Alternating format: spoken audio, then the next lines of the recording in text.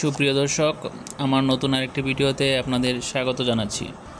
আজকে খুবই গুরুত্বপূর্ণ একটি বিষয় নিয়ে আমরা আলোচনা করব। সেটা হচ্ছে জিপিএফ স্লিপ বা সাবলেজার আমরা কিভাবে ঘরে বসে মোবাইলের মাধ্যমে বের করব। এটা সকল কর্মকর্তা কর্মচারীদের জন্য খুবই গুরুত্বপূর্ণ, কারণ আমরা বছরে কম বেশি সবাই একবার হলেও জিপিএফ স্লিপ বা সাবলেজার বের করি। কারণ আমরা যারা রিটার্ন জমা দেই, রিটার্ন দিতে আমাদের জিপিএফের হিসাব প্রয়োজন হয়। চলুন কথা না বাড়িয়ে চলি আমাদের মূল ভিডিওতে। শুরু করার পূর্বে ছোট্ট একটা রিকোয়েস্ট, আপনারা যারা নতুন আমার চ্যানেলে তারা দয়া করে সাবস্ক্রাইব করবেন এবং একটি লাইক ও কমেন্ট করে সাথেই থাকবেন। আমরা স্মার্টফোনে ক্রোম ব্রাউজারে ওপেন করব। ক্রোম ব্রাউজারে ওপেন করার পর আমরা সার্চ বারে লিখব CAFO-PFM।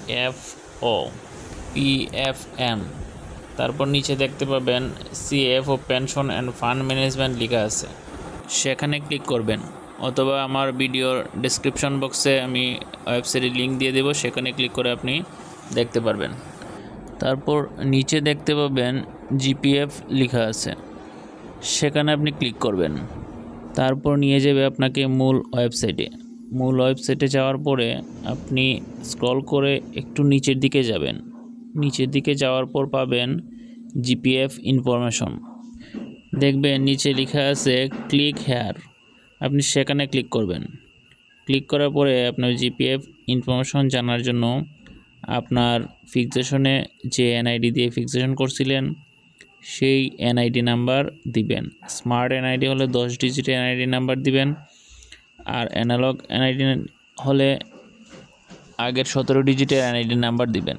তারপর নিচে ফোন নাম্বার দিয়ে সাবমিট করবেন। সাবমিট করার পর আপনার মোবাইল নাম্বারে একটা ওটিপি যাবে, সে ওটিপিটা দিয়ে আবার সাবমিট করবেন।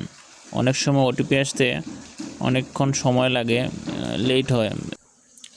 ওটিপি সাবমিট করার পর আপনার জিপিএফ ইনফরমেশন পেজ আসবে, সেখানে আপনি জিপিএফ অ্যাকাউন্ট স্লিপ এবং জিপিএফ সাবসিডিয়ারি লেজার বের করতে পারবেন। জিপিএফ স্লিপ আর লেজারের মধ্যে পার্থক্য হচ্ছে, জিপিএফ স্লিপে আপনি দেখতে পারবেন বিগত অর্থ বছরে সম্পূর্ণ বছরে আপনি কত টাকা জমা হয়েছে এবং আপনি কত টাকা মুনাফা পেয়েছেন এবং ক্লোজিং ব্যালেন্স দেখতে পারবেন। আর লেজারের মাধ্যমে আপনি দেখতে পারবেন বর্তমান অর্থ বছরে আপনি কোন মাসে কত টাকা জমা হয়েছে। এটি হচ্ছে স্লিপ আর লেজারের মধ্যে পার্থক্য। তো আপনি জিপিএফ স্লিপ দেখতে চাইলে আপনি স্লিপের নিচে অর্থ বছর সিলেক্ট করে গোতে ক্লিক করবেন। তারপর আপনার কাঙ্ক্ষিত স্লিপ চলে আসবে, সেটা আপনি চাইলে সেভ করে রাখতে পারেন অথবা প্রিন্ট দিয়েও রাখতে পারেন। মোবাইলে সেভ করে আপনি বাইরে যে কোনো জায়গা থেকে প্রিন্ট বের করতে পারবেন। আর আপনি যদি লেজার বের করতে চান তাহলে অর্থ বছর সিলেক্ট করে গোতে ক্লিক করবেন। গোতে ক্লিক করার পর আপনার কাঙ্ক্ষিত লেজার চলে আসবে, সেটাও আপনি চাইলে আপনার মোবাইলে সেভ করে রাখতে পারেন। এভাবেই আপনি চাইলে ঘরে বসে আপনি আপনার জিপিএফ স্লিপ অথবা লেজার বের করতে পারেন। আমার ভিডিওটি যদি আপনাদের সামান্য উপকারে আসে তাহলে অবশ্যই চ্যানেলটি সাবস্ক্রাইব করে আমার সাথে থাকবেন এবং কমেন্টে অবশ্যই জানাবেন কেমন ভিডিও চান। সবাই ভালো থাকবেন, ধন্যবাদ।